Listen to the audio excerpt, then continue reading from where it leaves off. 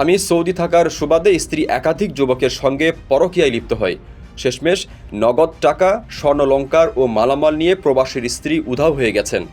এই গৃহবধূর শ্বশুর পক্ষের লোকদের অভিযোগ, প্রবাসী সৌদি থেকে বাড়ি ফেরার কথা শুনে তার স্ত্রী ২৭ ডিসেম্বর ২ সন্তান রেখে স্বর্ণালংকার সহ প্রায় ২০ লাখ টাকার মালামাল নিয়ে উধাও হয়ে গেছে।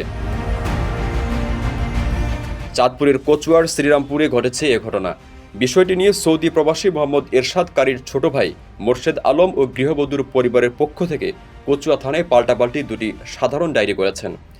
জানা গেছে, প্রায় ৯ বছর পূর্বে উপজেলার শ্রীরামপুর গ্রামের মোহাম্মদ এরশাদ কারীর সঙ্গে একই উপজেলার কৈটুবা গ্রামের এক তরুণীর পারিবারিকভাবে বিয়ে হয়। তাদের এক ছেলে ও এক মেয়ে আছে। গৃহবধূর শ্বশুরপক্ষের অভিযোগ, ওই নারী একাধিক যুবকের সঙ্গে পরকীয়ায় লিপ্ত। তার স্বামীর বাড়ি আসার খবরে উধাও হয়েছে নাকি প্রেমের হাত ধরে পালিয়েছে, এ নিয়ে ভিন্ন গুঞ্জন আছে। গৃহবধূ নিখোঁজের ঘটনা উদ্ঘাটন করে প্রকৃত রহস্য খুঁজে বের করার জন্য প্রশাসনের প্রতি দাবি জানিয়েছে শ্বশুরপক্ষের পরিবার। পুলিশ জানায়, উভয় পক্ষ জিডি করেছে। তথ্য প্রযুক্তি ব্যবহার করে ওই গৃহবধূকে উদ্ধারের চেষ্টা করা হচ্ছে।